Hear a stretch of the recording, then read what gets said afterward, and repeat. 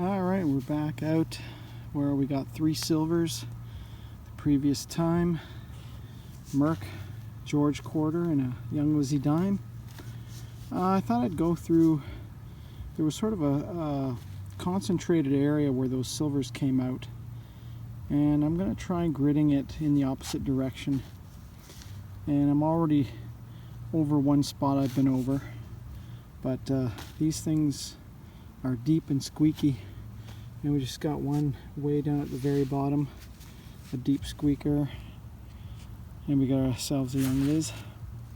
1958, first coin of the evening. Yeah, we need more cleaning up on that side, but yeah, there we go. Hopefully we can pull out some more silvers. Alright guys, I think we finally got our older silver. It's been just the school era silver so far, but I see something much smaller down there, which is definitely not from the school era. Oh yeah, we got ourselves, oh, what is this? What the heck? What the heck is this thing? Oh, I don't know. Maybe it's just a... I thought it was a fishy, but it looks like it might be a foreign coin instead. Hopefully it's silver though still. I'm very intrigued. And it seems like the size of a fishy. I don't know. Almost seeing like 1938 on it. And it's 10 cents. Well, that's weird. Maybe it's a Newfoundland coin. That would be pretty sweet. Is it actually dime size? It almost looks smaller though. That's weird. Alright, let's check out, see what this is. Alright guys, we got a Netherlands. We got a Netherlands 10 cents. 1938. Yeah, there it is.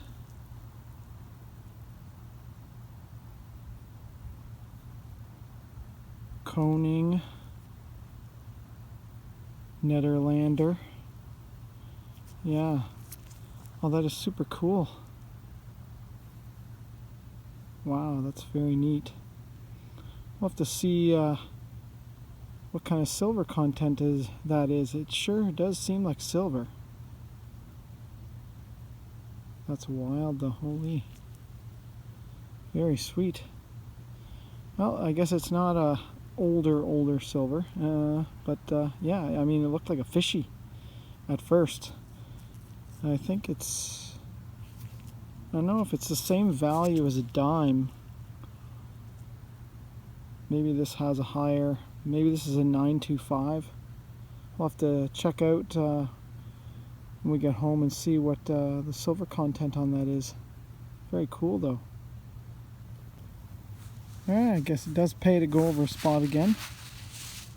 We got ourselves a 1962 young Liz, and thought it was another coin in the hole, but it was this thing right here. Well, I'm just north of that swale area between that and the soccer field. And then signals are kind of sparse. There seems to be a lot of nails spread out in this area. They might have spread out, I don't know. Maybe there were barns over in this area, I don't know. But we had a better signal in the 60s, 70s coming up here, and I'm not sure what this thing is. It's old, whatever it is. And probably associated with that farm. But yeah, it's brass or something. Almost looks like a knob you turn for something. Huh, very interesting. Well, stuff from that old farm is scattered quite far. We're near the soccer post behind it, and got ourselves another little horse tack buckle. Just a little strap one. Yeah, this one's identical, I think, to the one we pulled a few times ago. Yeah, rang up in the 60s, sounded good. Well, actually wasn't that deep. The stuff from that old farm is usually down 8-9 inches or so. This was only about 4. Alright, we got a low 70s, high 60s coming up, and I think we got ourselves another buckle. It's a little bit different this time. Just a small bar buckle. Oh, very nice. I think it's a bar buckle, or is that the pin? Oh, that is the pin. Oh, very cool. Yeah, we got a lot of buckles out of this place. Holy.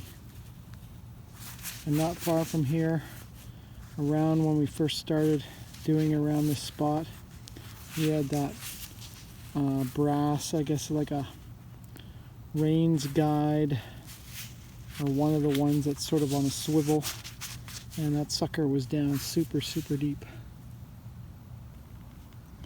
Oh, this was a little bit different. I think I dinged it there, but I think we got ourselves, I don't know if it goes all the way through or not, a hem weight or a curtain weight.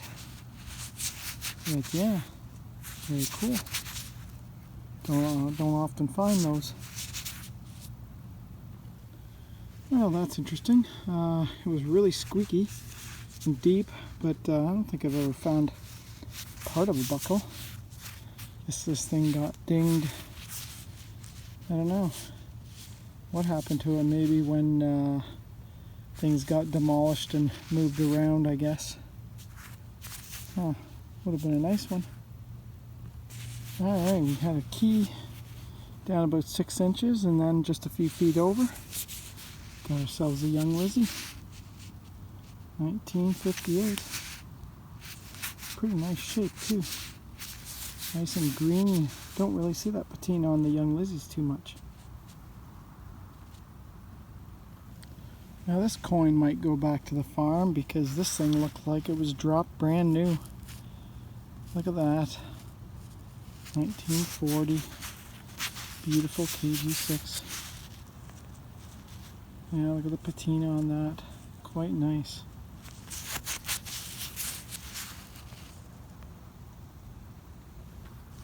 Alright guys, we're back. We're finishing off gridding an area in the old sanatorium grounds.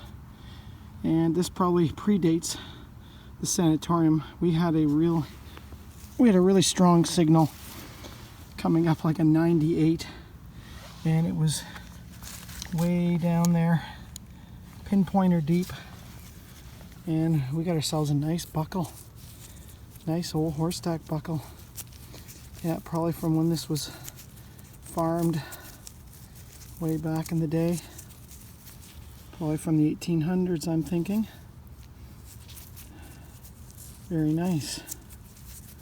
It's a very nice one. It's a big one too. We are right on the edge, just below the limestone ridge, and we got ourselves a wheat. But this one's a little bit on the older side. We got ourselves a 1918. Oh, sweet. It's a little bit worn, so maybe it was lost in later years because it's got a lot of circulation wear, so hard to say.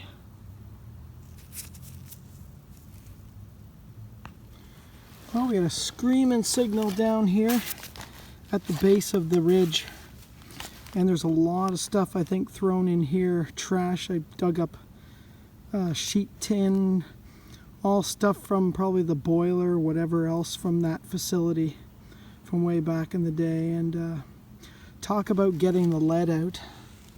Look at that sucker. That is a freaking chunk of lead pipe. Solid lead pipe that's been squished. That thing's got to weigh more than a pound right there. That's some good scrap. We'll have to leave that beside the tree and grab it on the way out.